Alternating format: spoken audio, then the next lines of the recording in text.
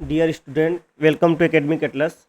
आज जो हम अपना इलेक्ट्रॉनिक्स का यूनिट 5 का लेक्चर 3 पढ़ेंगे। लेक्चर 3 में हम अपना आज वायरलेस कम्युनिकेशन पढ़ेंगे और सेलुलर कम्युनिकेशन पढ़ेंगे और कुछ सेटेलाइट्स और रडार के बारे में देखेंगे। इसके साथ ही हमारा जो यूनिट 5 है ये ख़त्म हो जाएगा। तो जो हमारा यूनिट 5 वायरलेस कम्युनिकेशन है, ये इसमें सबसे पहले ये सब हम पहले जो हमारा सिलेबस है इसको ओवरव्यू एक बार ले लेते हैं कि हमें क्या क्या पढ़ना है। इसमें एक को हमें वायरलेस कम्युनिकेशन पढ़ना है, इसमें सेलुलर कम्युनिकेशन पढ़ना है, फिर different generation and standard in cellular communication. Cellular communication में जैसे जैसे समय के साथ क्या क्या जनरेशन चेंजेज हुए, जैसे 1G 2G 3G 4G 5G आए हैं, ये कैसे आए, इनका क्या फीचर्स है, क्या फिनोमिना है, इन सब बारे में हम देखेंगे। और फंडामेंटल ऑफ सेटेलाइट और रडार कम्युनिकेशन, इन सब के बारे में भी देखेंगे कि ये सेटेलाइट्स क्या होते हैं, रडार क्या हो सकते हैं, और कुछ उसके बेसिक फीचर्स वगैरह के बारे में भी बातें करेंगे। तो हमारा जो डाटा कम्युनिकेशन, इसके बारे में देखेंगे। Introduction to data communication. Data communication basically वही चीज़ है। डाटा कम्युनिकेशन मतलब कि वही एक फिनोमिना जिससे क्या होता है कि हम डाटा ट्रांसफ़र कर सकते हैं एक जगह से दूसरे जगह पे। डाटा ट्रांसफ़र करने के लिए जो हमारा वे होता है वही क्या होता है, हमारा जो इंटरफेस होता है एक दूसरे से भेजने के लिए, वही हमारा क्या होता है, डाटा कम्युनिकेशन। जैसे हम किसी से बात करते हैं, कुछ कहते हैं एक दूसरे से, तो हम क्या कहते हैं कि उसको टेक्निकल कम्युनिकेशन या फिर अपनी बातें कह रहे हैं, शब्दों से कह रहे हैं। कम्युनिकेशन मतलब कि एक दूसरे से आपका कितना अच्छा ताल्लुक है, इंटरफेरेंस एक दूसरे से कैसा बन रहा है, वही यहाँ पे कह रहा है introduction to data communication. Data communication मतलब कि डाटा कम्युनिकेशन हम एक इस जगह से दूसरी जगह पे कैसे करा सकते हैं, ये क्या क्या फिनोमिना इसमें होता है, ये सब देखेंगे। इसमें कुछ मेंशंस पॉइंट दिए हुए, उसके बारे में सबसे पहले हम यहाँ पे देख लेते हैं, फिर उसके बाद पढ़ेंगे। Data communication is a process of exchanging data information in case of computer network. This exchange is done between two devices over A transmission medium. वही मतलब कि ये डाटा कम्युनिकेशन है बेसिकली। वह क्या है, डाटा ट्रांसफर एक्सचेंजिंग है एक कंप्यूटर सिस्टम से दूसरे कंप्यूटर सिस्टम से। वही क्या है, डिवाइस ओवर ट्रांसमिशन मीडियम, एक ट्रांसमिशन मीडियम से होता है, जिसमें ट्रांस मीडियम क्या हो सकते हैं, ऑप्टिकल फाइबर, वायरलेस भी हो सकते हैं, वायर्ड भी हो सकते हैं। वायर्ड में केबल और ऑप्टिकल फाइबर यूज करते हैं। और वायरलेस में क्या होता है, जैसे हम अपना ब्लूटूथ यूज करते हैं, माइक यूज करते हैं, जैसे ईयरबड्स आजकल आ गए हैं, ये सब जो टेक्नोलॉजी नई नई आई है वायरलेस, ये सब भी डाटा कम्युनिकेशन के लिए यूज होते हैं। This process involve A communication system which is made of hardware and software. ये जो प्रोसेस है कम्युनिकेशन सिस्टम, ये made of hardware and software, hardware और सॉफ्टवेयर दोनों ही टेक्निक से मिलकर ये बने होते हैं।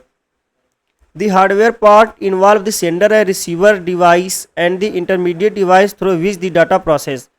क्या कह रहा है, दी hardware parts involve the sender, जहाँ से डाटा हमें भेजा जा जाता है वो हार्डवेयर पार्ट से, and receiver device and the intermediate device through which the data process.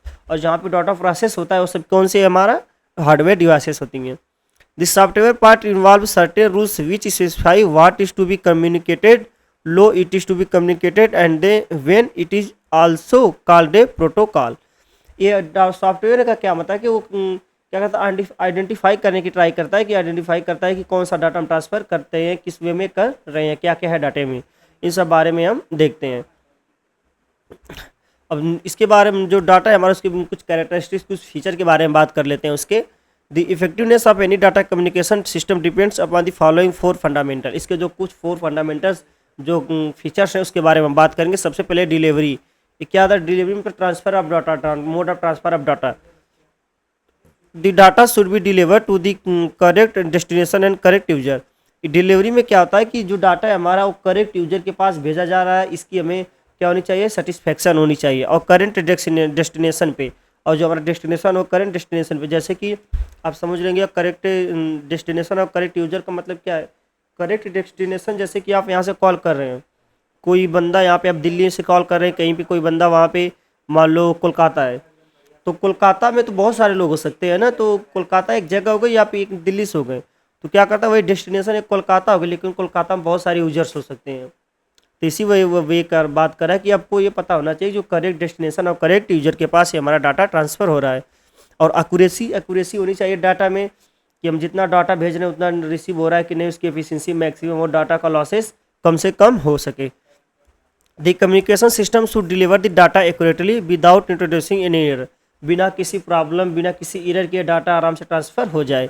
The data may get corrupted during transmission affecting the accuracy of the delivery data. ये क्या करता है कि during transmission the data may corrupted during transmission affecting, जो data corrupted मतलब जो खराब data होता है, अच्छा डाटा नहीं होता है, ड्यूरिंग ट्रांसमिशन, जब ट्रांसमिशन होता है उसके ड्यूरिंग ये क्या हो सकता है, इसकी एफिशिएंसी क्या हो सकती है, कम हो सकती है। उसकी टाइमलाइंस क्या होती हैं, audio and video data has to delivered in a timely manner without any delay such as data delivery is called the real time transmission of data. और जीटर के बारे में देखेंगे, जीटर क्या, it is the variation in the packet arrival time यानी when jitter may affect the time line of the data being transmitted. Time lines क्या होता है कि वो टाइम कितना ले रहा है, कितने ट्रांसफ़र करने के लिए। फिटस क्या होता है कि वही जब टाइम क्वांटम बनता है, एक टाइम क्वांटम बना के हम जब किसी डाटा को ट्रांसफ़र करते हैं तो वही क्या हमारा हो जाता है जीटर। और डाटा कम्युनिकेशन के कंपोनेंट्स क्या क्या हो सकते हैं इसके बारे में बात करेंगे हम। वो तो हमारा कुछ फीचर्स हो गए। अब कंपोनेंट्स में क्या कर सकते हैं, जैसे मैसेज हो गया, सेंडर हो गया, रिसीवर, ट्रांसमिशन मीडियम, प्रोटोकॉल्स, ये सब हमारे क्या है, इसके डाटा कम्युनिकेशन के कंपोनेंट्स हैं। ये डाटा कम्युनिकेशन सिस्टम है 5 कंपोनेंट्स है, तो 5 कंपोनेंट्स हो गए, message, sender, receiver, transmission medium, protocol. Message क्या है, जो बेसिकली डाटा, हम डाटा कौन सा डाटा सेंड करें, क्या है, ऑडियो वीडियो कौन सा है, किस फॉर्म में है, वर्ड ग्रुप में है, मैसेज में, टेक्स्ट में है, किस तरह से सेंटेंस में है, ये सब हमारा मैसेज हो गया है जो सेंडर से रिसीवर तक भेजा जा रहा है। और सेंडर क्या है, जहाँ से डाटा ट्रांसफ़र किया जा रहा है इन्फॉर्मेशन सोर्स से, इनपुट लेने का जो है वहाँ से क्या, वो क्या हमारा सेंडर है। और रिसीवर जहाँ पे हम डाटा भेजना चाहते हैं, डेस्टिनेशन जिसके यहाँ डाटा हम रीच कराना चाहते हैं, वो रिसीवर हो गया। और ट्रांसमिशन मीडियम किसके जरिए हम भेज रहे हैं, किसकी मदद से हम भेज रहे हैं, वही हमारा क्या हो जाएगा, ट्रांसमिशन मीडियम। और प्रोटोकॉल से मतलब वो चीज़ हो गई कि हम डाटा ट्रांसफ़र कर रहे हैं तो उसमें हम कौन कौन से रूल रेगुलेशन को फॉलो कर रहे हैं, क्योंकि हर एक काम का एक रूल रेगुलेशन होता है, उसको हम कौन कौन से रूल रेगुलेशन को फॉलो कर रहे हैं, ये सब क्या आते हैं, प्रोटोकॉल्स के अंदर आते हैं। और जो डाटा कम्युनिकेशन होता है ये 2 मीडियम्स में होता है, wired communication and wireless communication. Wired communication जो अपने यूनिट 4 में पढ़े थे, फाइबर ऑप्टिक्स, लेजर, ये सब पढ़े थे। लेजर तो नहीं बेसिकली, वो तो ऑप्टिक्स में आ जाएगा, लेकिन जो हम ऑप्टिकल फाइबर पढ़े थे वो सबके वायर्ड कम्युनिकेशन में यूज आता है। जैसे केबल से हो गया डाटा ट्रांसफर, जैसे आपके लैपटॉप में क्या USB लगा कर एक लैपटॉप से दूसरे कंप्यूटर में आप डाटा को ट्रांसफ़र कर देते हैं, तो ये सब क्या वायर्ड कम्युनिकेशन हो गया। लेकिन वायरलेस कम्युनिकेशन क्या हो गया कि जब आप ब्लूटूथ से कोई चीज़ सेंड करते हैं या फिर कोई अदर कितने सारे एप्लीकेशंस भी आ गए हैं मार्केट में जिससे आप अपने डाटा को आसानी से भेज सकते हैं, वो कौन से हो गए, वायरलेस कम्युनिकेशन हो जाते हैं। और वायरलेस कम्युनिकेशन के हमने आपको भी बताया कि वायरलेस कम्युनिकेशन जो होता है वो क्या होता है कि हम डाटा को ट्रांसफ़र करते हैं बिना किसी वायर की मदद के। वायरलेस, इसके वर्ड से आपको स्पष्ट क्लियर हो रहा है ये कि वायरलेस है, इसमें कोई वायर का यूज नहीं हो रहा है। जैसे आपको डाटा भेजना है, यहाँ से आपको कहीं और डाटा भेजना है एक शहर से दूसरे शहर, तो आप उसको आप व्हाट्सएप से भेज सकते हैं और अदर जो भी कोई जीमेल कर सकते हैं। बहुत सारे मीडियम है जिससे आप भेज सकते हैं। आपको किसी केबल, किसी जो हम फिजिकल चीज़ें उसके में किसी भी चीज़ की कोई भी नीड नहीं, रिक्वायरमेंट नहीं, हम बिना फिजिकल के तरीके से ही उसको आसानी से डाटा यहाँ से वहाँ ट्रांसफ़र कर सकते हैं। वही सब हमारा जो कम्युनिकेशन है वो सब किस में आता है, वायरलेस कम्युनिकेशन में आता है। इसमें जो वायरलेस कम्युनिकेशन में जो आज का बेस्ट सबसे अच्छा है वो कौन सा है, मोबाइल कम्युनिकेशन है। मोबाइल कम्युनिकेशन में क्या करते हैं कि हम ऑडियो वीडियो अपना ग्रुप डाटा कुछ हर anything any type of data we can deliver by mobile phone. ये क्या, मोबाइल फ़ोन जो वायरलेस कम्युनिकेशन का सबसे बेस्ट वे है, इसी के बारे में हम बात करेंगे अब। Mobile wireless communication system has gone through several evolution stage in the past few decades after the introduction of the first generation mobile network in early 1980। जो हमारा फर्स्ट जनरेशन का जो मोबाइल फ़ोन आया था वो 1980 में आया था। उसके बाद हमारे जो मोबाइल फ़ोन की इंडस्ट्री में काफ़ी वैल्यूएशन हुआ, जिसकी वजह से 1G के बाद 2G 3G 4G 5G तक आ गए हैं। ये सब इसके जो अपडेटेड वर्जन होते आ रहे हैं जिसमें अलग अलग इसके फीचर्स ऐड होते रहते हैं।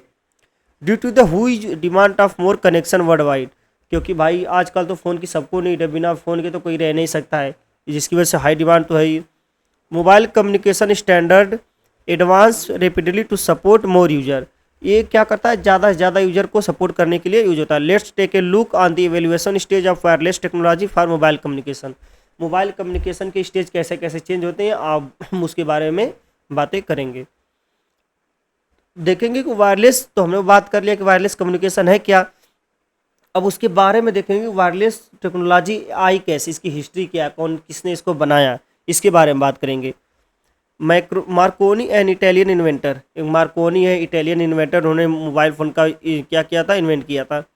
Transmitted Morse code signal using radio base wirelessly to a distance of 3.2 kilometre in 1895। 1895 में उन्होंने बिना डाटा के 3.2 किलोमीटर तक क्या किया था, अपना डाटा को ट्रांसफ़र कर दिया था। It was the first wireless transmission in the history of the science. अभी क्या था, ये पहला ट्रांसमिशन था इस साइंस के फील्ड में कि पहली बार कोई डाटा जो ट्रांसफ़र हो रहा है बिना किसी केबल की मदद से हो रहा है। Since then engineer and scientist were working on an efficient way to communicate using RFI waves. Telephone become popular during the mid of 19th century. 19th century के मिड में टेलीफोन काफ़ी तो फेमस था, उस समय काफ़ी लोग यूज करते थे क्योंकि वायर्ड था।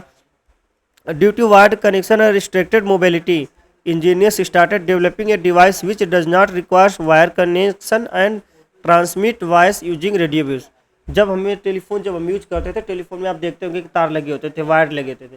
तो हम क्या किए कि हमने ये सोचा, साइंटिस्ट लोगों ने ये सोचा, इंजीनियर्स ने ये सोचा कि हम ऐसा कोई डिवाइस बनाएं जिसमें हमें केबल की ज़रूरत ही ना पड़े, बिना केबल के हमने डाटा को ट्रांसफ़र इजीली कर पाएँ। उन्हीं सब को चीज़ों को ध्यान में रखते हुए उन्होंने एक अलग तरीके से उस पर काम करना शुरू कर दिया। और जो पहली बार उन्होंने सफलता लाई थी 1895 में लाए थे, जिसमें उन्होंने 3.2 किलोमीटर डाटा ट्रांसफ़र किया था। उसी को कंटिन्यू करते हुए लोग आगे पे प्रोसेस काम किए। इन्वेंशन कैसे हुआ फर्स्ट मोबाइल फ़ोन का, इसके बारे में बात करेंगे। The evolution becomes Marty Cooper and engineer at the Motorola during 1970 working on a handle device capable of two way communication wirelessly invented the first generation mobile phone.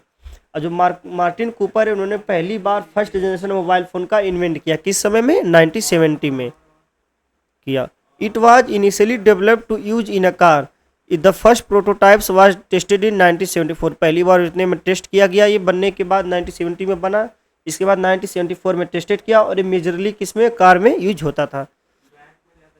This invention is considered as a turning point in wireless communication which led to an evolution of many technology and standard in the future।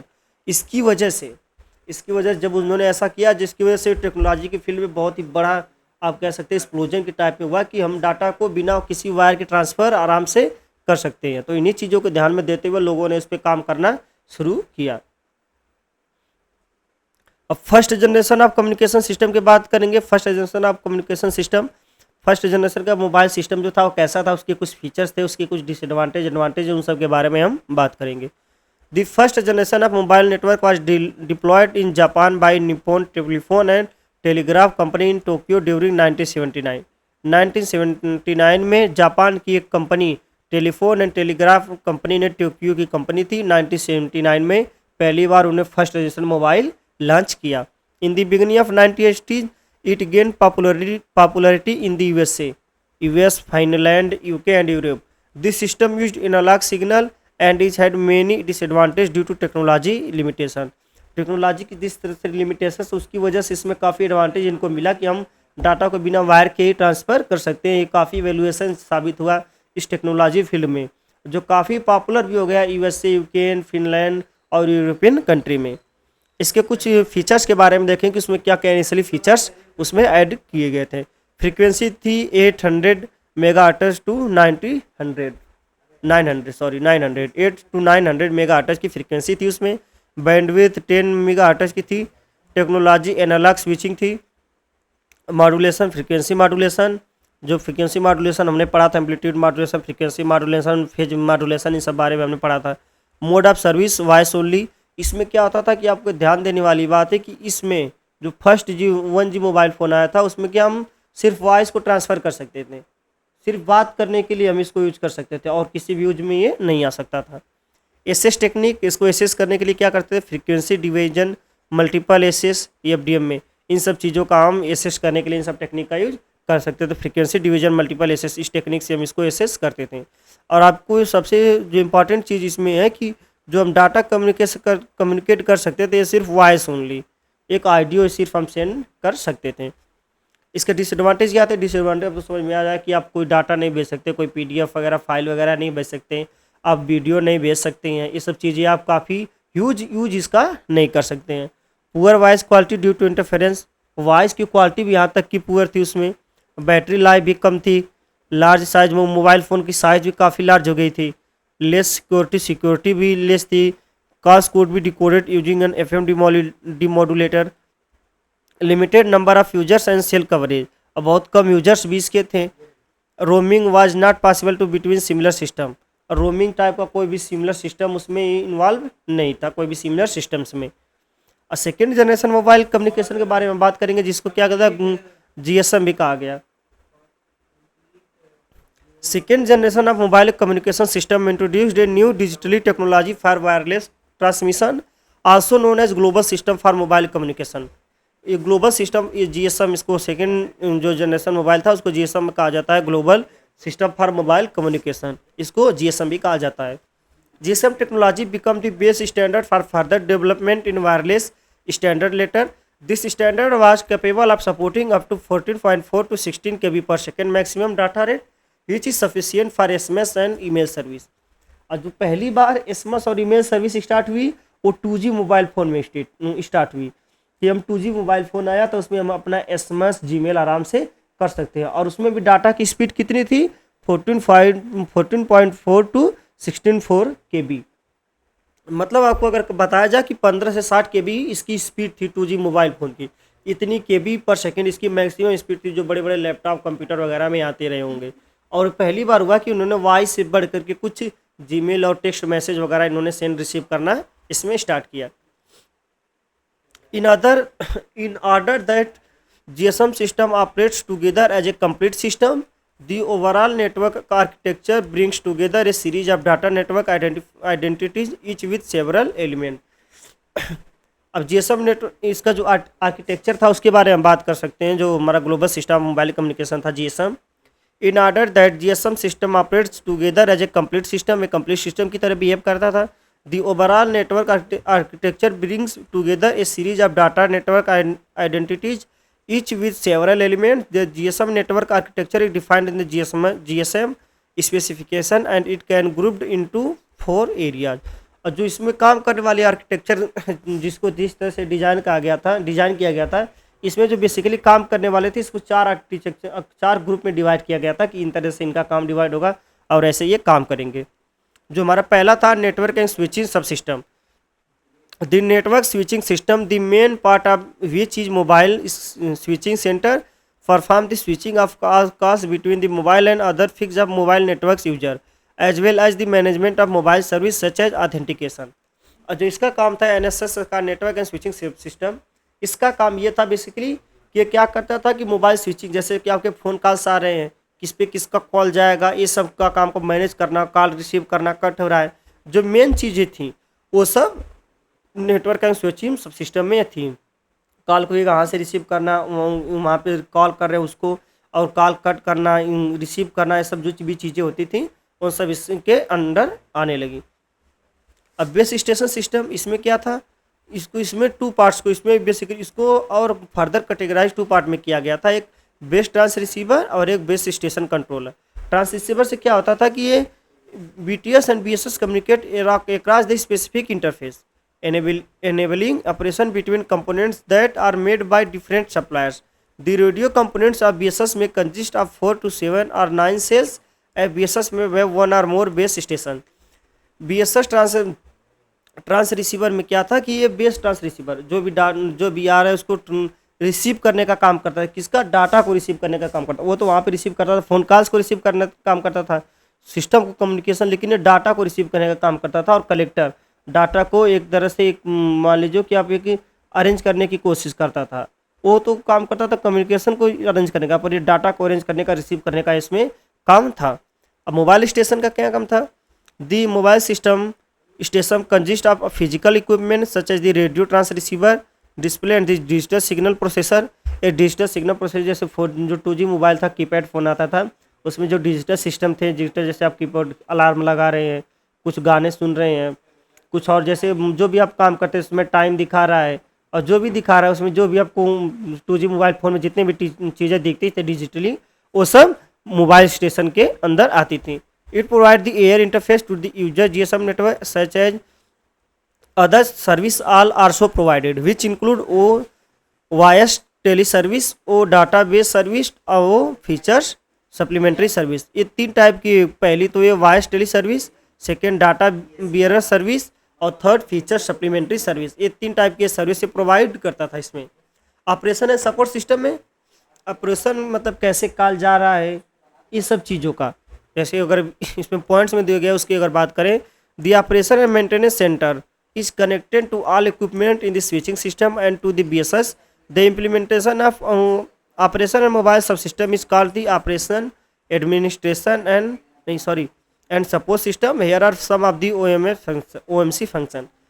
Administration and commercial operation क्या कहता है, subscription in terminals, charging and statics. Charge क्या हो रहा है आपका, statics कौन सी कितना चीज़ कहाँ पे अपना अब डाटा क्या किए, इतना डाटा खर्च किए, उसको उस चीज़ का अरेंज करना, उसको सब उसके डाटा को कलेक्ट करना। आप मतलब कि आपके अंदर आपके मोबाइल फ़ोन में जो भी फिनोमिनल्स हो रहा है उन सबको स्टैटिक्स मैनेज करने का काम, उन सबको डाटा कलेक्ट करने का काम, कैसे क्या हो रहा है, कितना यहाँ पे खर्च हो रहा है। और चार्जिंग, फ़ोन का चार्जिंग का होना, टर्मिनल्स और सब्सक्रिप्शन, इन सब में इसका ऑपरेशन सपोर्ट सिस्टम में आता था। सिक्योरिटी मैनेजमेंट में भी, सिक्योरिटी मैनेजमेंट जैसे आप बात कर रहे हैं अपना कुछ सेंड रिसीव करें तो किसी और अदर थर्ड पार्टी के पास ना जाए, इन सब में भी इसका काम होता था। और network configuration, operation and performance, और परफॉर्मेंस को इम्प्रूव करने के लिए, और मेंटेनेंस टास्क, और जो मेंटेनेंस टास्क होते थे उस काम में करने, उन सबको करने के लिए भी इसका इस फीचर्स के अंदर ये आता था।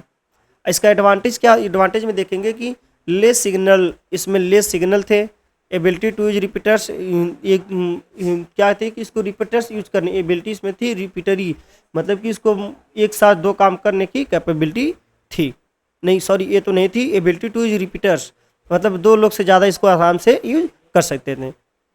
Talk time is generally higher in GSM phones due to the false nature of transmission, इसमें फॉल्स काम करने की टाइमिंग भी ज़्यादा थी।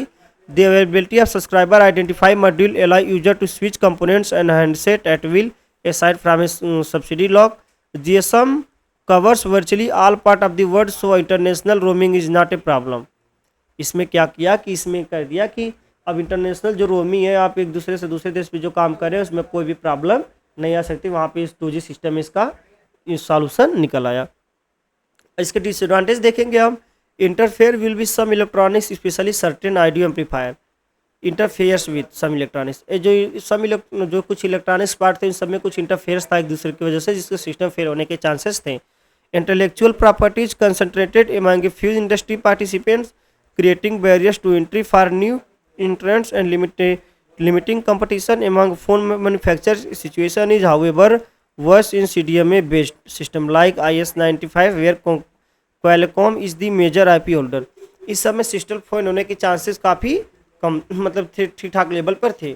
फिक्स्ड मैक्सिमम सेल, इसमें मैक्सिमम सेल भी फिक्स थे जिसकी रेंज क्या थी 120 kilometre, which is impose by technical limitation this extended from the old limit of 30, जो हमारा ओल्ड लिमिट था उससे 35 किलोमीटर इंक्रीज करके इतना बनाया गया था। और CDM में क्या होता है, कोड डिवीजन मल्टीपल एसेस, इसके बारे में हम बात करेंगे। CDM में जो इसमें यूज ये टेक्नोलॉजी इसमें यूज होती थी, उसमें क्या था, इसमें 1G में FDM में यूज होता था ये वाली टेक्नोलॉजी, और इसमें जो 2G या 2G में कौन सा CDM में टेक्नोलॉजी यूज होती है। CDMA system developed by Qualcomm also introduced and implemented in the mid. ये तो CDMA के बारे में दिया कि CDMA क्या बना, कैसे बना। बेसिकली आपको ये चीज़ जानने की ज़रूरत है कि CDMA वो एक, आप समझ लीजिए कि आप एक तरीके से कह सकते हैं कि ऑपरेटिंग सिस्टम है। ये CDMA जो है ऑपरेटिंग सिस्टम है जो 2G मोबाइल फ़ोन में यूज करता है हर एक काम को, टास्क को पूरा करने के लिए मेन फीचर्स है जो हर एक चीज़ मैनेज करता है, यही है हमारा CDMA।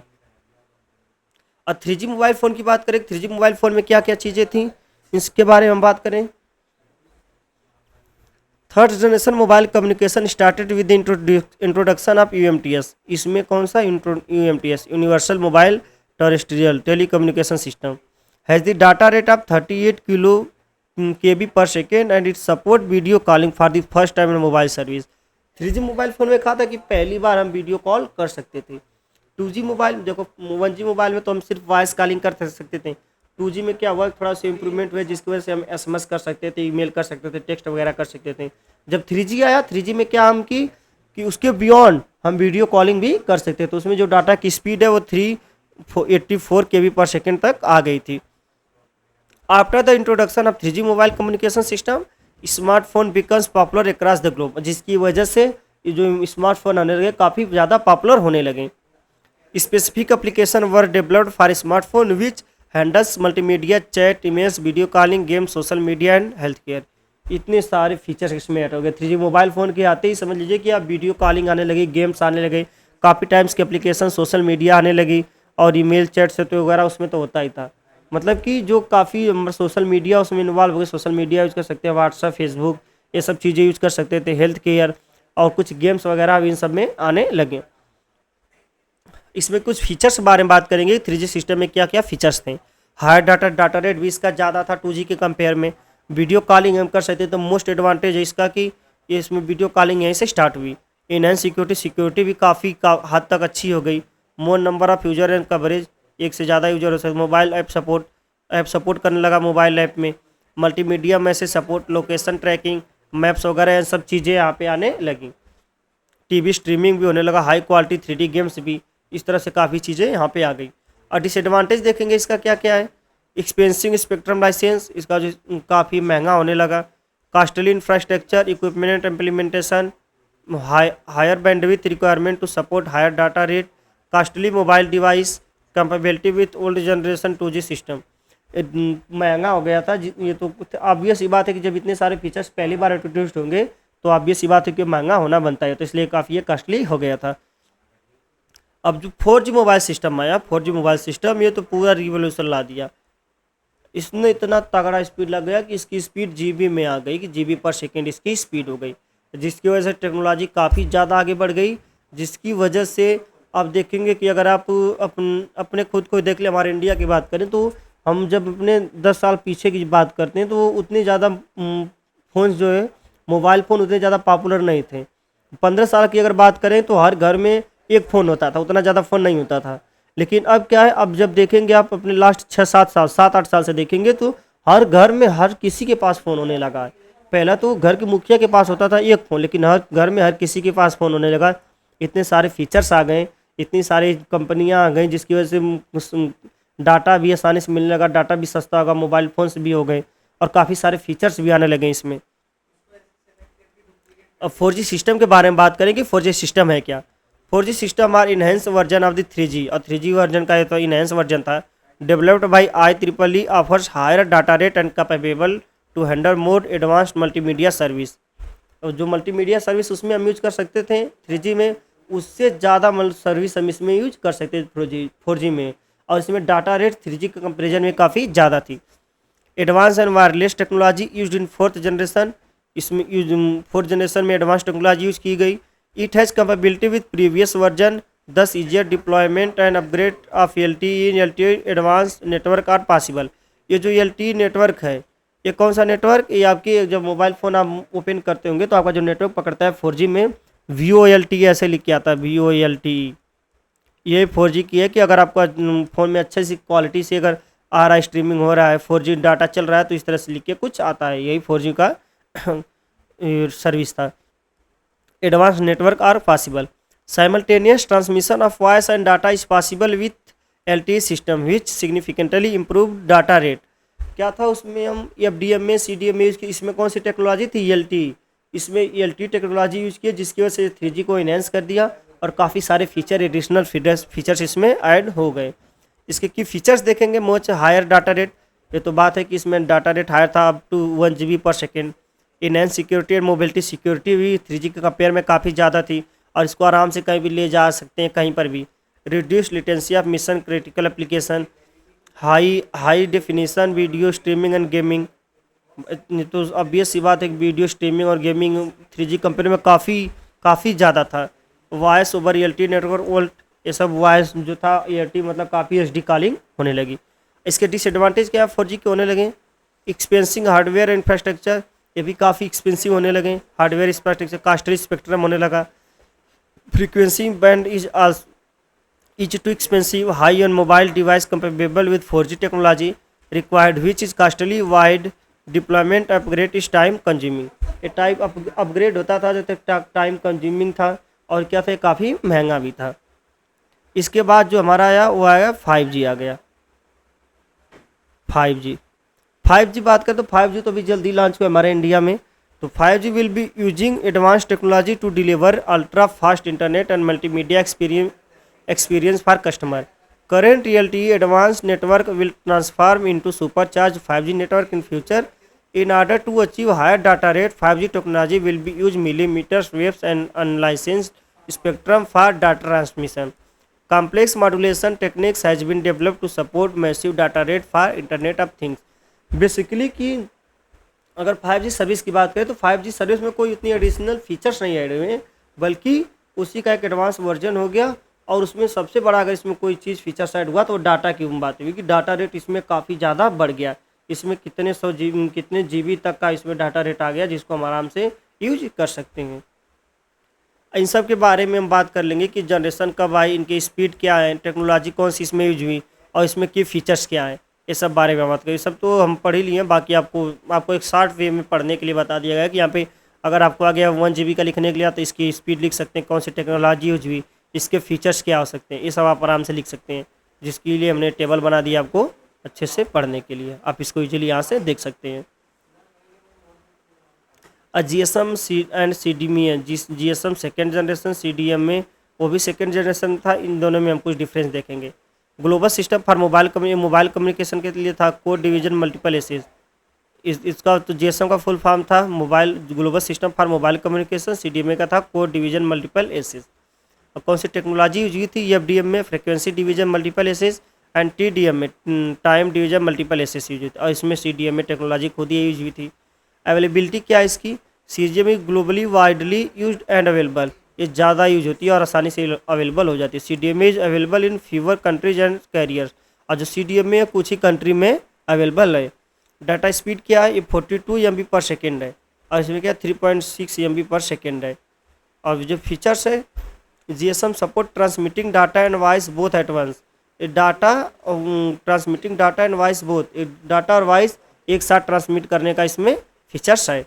और CDMA does not support this feature, CDMA में ऐसा कोई फीचर्स नहीं था। Customer identity information stored in SIM card, stored in headset और फोन, ये फ़ोन में भी डाटा सेट होता था और इसमें किसमें? सिम कार्ड में। अब देखेंगे हम अपना सेटेलाइट के बारे में देखेंगे कि सेटेलाइट क्या होती है। सेटेलाइट जो होती है, आप सेटेलाइट पहले से पढ़े होंगे कि ये सेटेलाइट एक ऐसा होता है कि हम इसे क्या कर सकते हैं, किसी भी चीज़ पर नज़र बनाए रख सकते हैं, और किसी भी चीज़ के बारे में हम कोई भी चीज़ अगर पहले फ्यूचर में हैपन हो रही है तो उसकी हम पहले से जानकारी ले सकते हैं, उसको समझ सकते हैं। उन्हीं सब चीज़ों को यूज़ करने के लिए सेटेलाइट किया गया। सेटेलाइट में बेसिकली 2 होते हैं, एक अपलिंक होता है, एक डाउन लिंक होता है। अपलिंक से क्या करता है? इन्फॉर्मेशन और डाटा लेता है, और ये सेटेलाइट इसकी दर से डाटा कलेक्ट करता है और डाउन लिंक में डाटा सेंड कर देता है। In telecommunication the use of artificial satellite to provide communication link between various points on earth. Satellite communication play a vital role in the global telecommunication system. Approximately 2,000 artificial satellites orbitally Earth relay analog and digital signals carrying voice, video and data to and from one or many locations worldwide. जो satellite था basically ये data के लिए भी use होता है, audio video images in सब के लिए भी यूज होगा। यहाँ से हम काफ़ी लॉन्ग डिस्टेंस तक डाटा आराम से ट्रांसफ़र कर सकते हैं। और इसमें क्या था कि इतने ज़्यादा आर्टिफिशियल सेटेलाइट्स इसमें जो, और जो ये हमारा सेटेलाइट कम्युनिकेशन था, सेटेलाइट कम्युनिकेशन में काफ़ी सारे फीचर्स भी ऐड हुए हैं जो हमें अपने फ्यूचर्स में होने वाले काफ़ी सारे जो फिनोमिनल्स हैं उन सब के बारे में हमें जानकारी दे देता था। और सेटेलाइट कम्युनिकेशन क्या बेसिकली कि वो अर्थ पे नज़र बनाए हुए रखता था कि अर्थ के हर एक जो यहाँ पे हो रहा है, अकर्स हो रहे हैं, जो भी नेचुरल चीज़ें, उन सब पे भी आराम से ये देख सकता है। Satellite communication has 2 main components: ground segment, which consists of fixed or mobile transmission, repetition and organically equipment, and the space segment, which primarily is the satellite itself. A typical satellite link involves the transmission or uplinking of a signal from an earth station to a satellite. यही satellite में आपको basically ये चीज़ समझने की जरूरत है कि एक अर्थ पे एक स्टेशन होता है, एक स्पेस स्टेशन। यहाँ से इस कनेक्ट रहता है, जिसको से उसको पता चलता है कि आप इससे कनेक्टेड हैं, और अर्थ स्टेशन से मिल कर के ये काफ़ी जानकारी यहाँ से इकट्ठा करता है और ये डाउन लिंक के जरिए यहाँ पे इंफॉर्मेशन आपको सेंड कर देता है। इसके क्या है इंपॉर्टेंट्स एलिमेंट्स देखेंगे, सेटेलाइट में कौन कौन से इंपॉर्टेंट्स एलिमेंट उनके बारे में बात करेंगे। एक सबसे पहला user, second terrestrial system, third earth station और फोर्थ द रिपीटर्स। यूजर्स में क्या है, users are located on the earth and they produce the base band signal. Users क्या है कि जो किस सेटेलाइट को ऑपरेट करते हैं, सेटेलाइट को यूज करते हैं, किस तरह से यूज करना है, कहाँ पे ले जाना है, कैसे क्या करना है, ये सब जो ऑपरेट करने का टोटल सेटेलाइट का काम है वो सब किसके थ्रू, यूजर के थ्रू होता है। और टेरेस्ट्रियल सिस्टम क्या है, terrestrial system can be switched और टेलीफोन लाइन और network. The function of the terrestrial system is to produce the baseband signal to the earth station which are coming from the user. जो user जो भी भेजता है, system जो भी भेजता है, उन सबको भेजने का जो काम होता है टेरेस्ट्रियल सिस्टम का काम होता है कि वह इसको प्रोड्यूस करता है बेसबैंड सिग्नल को और उसको आराम से भेजता है। अर्थ स्टेशन क्या होता है, it transmit the signal which is coming from the user through this terrestrial system to satellite, और उसको क्या करता है टेरेस्ट्रियल सिस्टम से और सेटेलाइट तक भेजने का काम जो होता है अर्थ स्टेशन का होता है। Repeaters accept all the modulated carry in the uplink and amplify back to the earth station and it is downlink. There are two types of satellite communication system. और जो रिपीटर्स क्या होता है कि उसे डाटा लेता है और डाटा को अर्थ स्टेशन पर वापस रिटर्न भेज देता है। और किस तरह से दो तरीके से काम करता है, अपलिंक और डाउनलिंक, जिसके बारे में हमने बात कर लिया अभी। इसकी एडवांटेज और डिसएडवांटेज देख लेते हैं सेटेलाइट्स की क्या क्या है। क्या सर्किट कनेक्शन आर सिंपल, जो सेटेलाइट होता है उसका सर्किट जो कनेक्शन काफ़ी सिंपल है। This circuit elasticity is outstanding. The network can be controlled by the user, जो इस पर नेटवर्क होता है यूजर के द्वारा कंट्रोल होता है। Possibility of broadcasting and more bandwidth, broadcasting के लिए भी यूज होता है इसका। और each corner of the globe can covered by using a satellite communication system.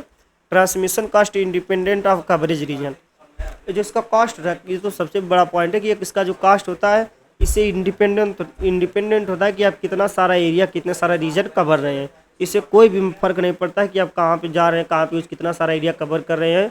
इस तरह से इस पर कोई भी आपकी जो कास्ट होती है इस पर कोई इस तरह से कोई भी इम्पैक्ट नहीं पड़ता है। ये तो हो गया। डिसएडवांटेज देखेंगे, satellite launching into orbits is expensive procedure. इसका लेकिन जो प्रोसीजर है लॉन्चिंग करने का वो काफ़ी महंगा, वहाँ पे पूछने के बाद तो कोई भी एक्सपेंसिव नहीं है, इजीली है, आराम से एकदम चीपर है। लेकिन यहाँ पे इसको लॉन्च करने का जो प्रोसेस है वो काफ़ी एक्सपेंसिव है। Satellite system propagates delay is more as compare to conventional terrestrial system. एक कंपेरेटर भी है इससे टेरेस्ट्रियल सिस्टम के कंपेयर में। More free space losses, initial expenditure is costly. Propagation and interface, propagation और इंटरफेस में भी काफ़ी इसमें लैग कर देता है। There is a change of frequency backlog और the jamming. If any issue happens with a satellite system then providing repairing is activities difficult. अगर कोई भी दिक्कत हो जाती है सेटेलाइट में तो उसको रिपेयर करना काफ़ी दिक्कत हो जाता है। और रडार के बारे में बात करेंगे। रडार आपको अब अगर समझाया जाए, बेसिकली एक सिंपल में बताया जाए तो रडार जो होता है वो क्या होता है कि रडार एक आप कह सकते हैं कि लिमिटेशंस हो गई कि आप इसके बियॉन्ड कोई भी काम नहीं कर सकते हैं। जो आपकी जो मैक्सिमम रीचिंग लिमिट है यही है, इससे ज़्यादा आप इसके बियॉन्ड अगर आप कुछ करेंगे तो रिस्क भी है, आप वहाँ से काफ़ी चीज़ अपना लॉस भी कर सकते हैं। वही यहाँ पे रडार कहा गया है। Radar is stand for radio detection and ranging system. Ranging system की बात होगी कि लिमिटेशंस की बात होगी कि ये इसका कुछ रेंज डिसाइड होगा जिसके अंदर ही रह के आपके सारे काम करने हैं। और it is basically an electromagnetic system is to detect the location and distance of an object from the point where the radar is placed।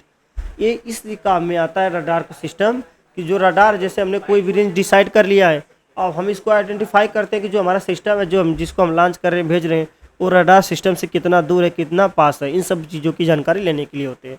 It works radiating energy into space and monitoring the echo are reflected signal from the object. It operates in UHV, UHW and microwave range. इन सब range में ये सभी होते हैं। यहाँ पे antenna लगा होता है, डिप्लेक्सर, ये सब पढ़ेंगे। डुप्लेक्सर क्या होता है, power amplifier, wave form generator, इन सब बारे में भी हम पढ़ेंगे कि रडार में सब चीज़ें क्या होती हैं।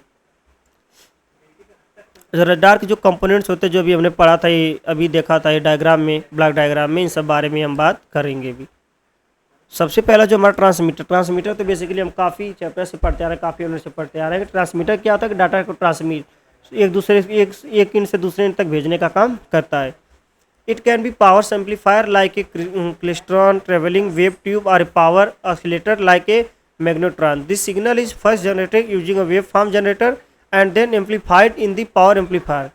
The transmitter of a typical ground-based air surveillance and radar might have an average power of several kilowatts.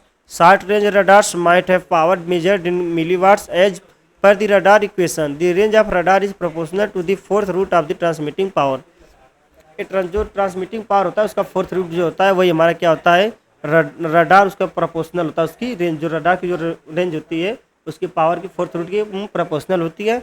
और जो हमारा ट्रांसमीटर होता है वो डाटा को एक एंड से दूसरे एंड पर ट्रांसमिट करने के लिए यूज होता है। और डुप्लेसर क्या होता है, duplication use a rapid switch to protect the receiver from the damage when the high power transmitter is on. जैसे कि जब हाई पावर हो जाता है ट्रांसमीटर में जब ऑन हो जाता है तो उसको लेस होने से, बर्न होने से बचाने के लिए, उसको फ्यूज होने से बचाने के लिए डुप्लेसर का हम यूज करते हैं, जो सिक्योरिटी की तरह एक काम करता है। With the transmitter off the duplicate directly the weak receive signal to the receiver rather than to transmitter. जब ट्रांसमीटर बंद हो जाता है तभी वह वीक सिग्नल को एक्सेप्ट करता है और उसको आगे ट्रांसमिट कर देता है। ये सब काम किसका है, डुप्लेक्सर का है। एंटीना क्या है, एंटीना क्या है, डाटा को रिसीव करने का काम कर सकते हैं, जो भी हम वहाँ सेटेलाइट से प्रोवाइड करवा रहे हैं चैनल्स वगैरह सिग्नल, उन सबको रिसीव करके एक अपने जो डिवाइस है वहाँ तक पहुँचाने का काम करती है। The transmitter power is radiated into space by directive antenna which concentrate the energy into a narrow beam. The size of the radar antenna depends in part of the frequency whether the radar is located on the ground और an moving vehicle. ये क्या है कि ये depend नहीं करता कि जो आपका रडार है वो कहीं पर भी हो, वहाँ से एंटीना क्या करता है कि उससे रेडिएट कर सकता है एनर्जी को आराम से इजीली उस तक पहुँचाने के लिए। And the environment in which it must operate, the lower the frequency it is easier to produce a physically large antenna since the mechanical tolerance are proportional to the wavelength. ये तो सब समझने वाली बात है, हम आराम से इजीली समझ सकते हैं। रिसीवर्स क्या होता है, वह रिसीवर जहाँ पे हमें डेस्टिनेशन जो हमारा होता है, जहाँ पे हम डाटा चाहते हैं। It can be super heterodyne receiver और any other receiver which consist of a processor to process the signal and detect it. इस सिग्नल को प्रोसेस करता है, उसको डिटेक्ट करता है, रिकॉग्नाइज करने की कोशिश करता है। The receiver servers two, number 1 क्या है इसमें, separate the desired signal from the ever present noise and other interfering signal. ये क्या होता है कि जो हमारा डिजायर्ड होता है सिग्नल उसको आइडेंटिफाई करता है, उसको कलेक्ट करता है, और जो अनवांटेड सिग्नल होता है उसको रिमूव करने का काम करता है।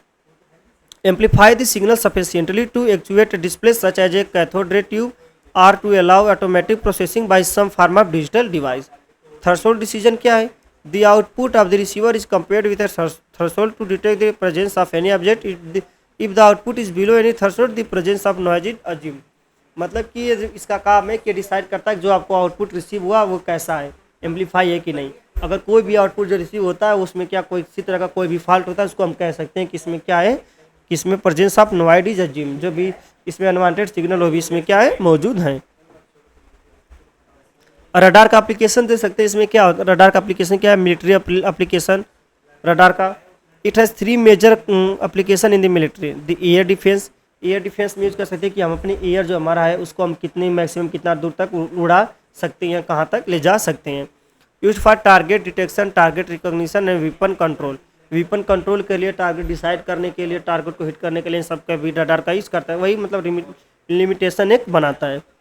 सेकेंड इसमें क्या दिया है, in missile system to guide the weapon. एक मिसाइल सिस्टम क्या करता है कि वेपन को गाइड करने के लिए भी रडार का हम यूज करते हैं। Identify enemy location on the map, और जो इनमी की जो लोकेशन है उसको आइडेंटिफाई करने के लिए भी काम आता है। Air traffic control, air traffic control में भी इसका यूज होता है रडार का, क्योंकि हम कोई भी एरोप्लेन अगर यहाँ से जा रही है तो मैक्सिमम कितनी रीचिंग हाइट पे उड़ सकती है, कहाँ तक उड़ सकती है, और उसको कहाँ पे उतरना है, उस सब के बारे में भी ये सब होता है। इट हैज़ 3 मेजर, इसमें भी 3 मेजर एप्लीकेशन होते हैं एयर ट्रैफिक कंट्रोल में। To control air traffic near airports, the air surveillance radar use to detect and display the aircraft position in the airport terminal. Airport terminal पे क्या करता है कि एयरप्लेन का जो होता है प्लेस डिसाइड करता है कि ये प्लेस कहाँ पे एयरप्लेन है, कैसे है, कहाँ पे जा रहा है, इन सब चीज़ों का ध्यान रखता है। To guide the aircraft to land in the bad weather using precision approach. ये सब प्रिसीजन अप्रोच में कुछ मतलब अगर ख़राब मौसम में उस तरह से कैसे उतरना है जहाज को नीचे, इन सब में भी इसका यूज होता है। To scan the airport surface of for aircraft and ground vehicle position. और इसमें भी यूज होता है कि वो एयरपोर्ट पे कौन कौन से व्हीकल मौजूद है, उनकी पोजीशन क्या, इन सबको भी आइडेंटिफाई करने के लिए होता है। रिमोट सेंसिंग में भी जो हम रिमोट सेंसिंग यूज करते हैं उसमें भी रडार का यूज होता है। It can be use for observing weather और observing planetary position and monitoring sea ice to ensure smooth route of ship. इन सब में यूज होता है कि जो जैसे कोई भी जहाज़ जा रही है समुद्र में, तो ये आइडेंटिफाई करता है कि अगर हम इस रास्ते से जा रहे हैं तो हमारे रास्ते में कोई भी आइस का टुकड़ा नहीं है ताकि हमारी जहाज़ उससे टकरा पाए, ये सब क्लीन है, वहाँ पे किसी तरफ का कोई भी डिफ़ॉल्ट एरर नहीं है, इन सब चीज़ों को आइडेंटिफाई करता है।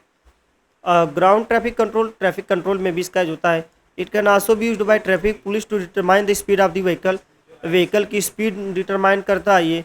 Controlling the movement of vehicle by giving warning about the presence of other vehicle. अगर बहुत सारे आपको वार्निंग दिए गए हैं बहुत सारे व्हीकल के प्रेजेंट के साथ, तो उन सबको आइडेंटिफाई करने के लिए भी होता है। Obstacle behind them space, it has 3 major component, इसमें 3 मेजर कंपोनेंट्स हैं।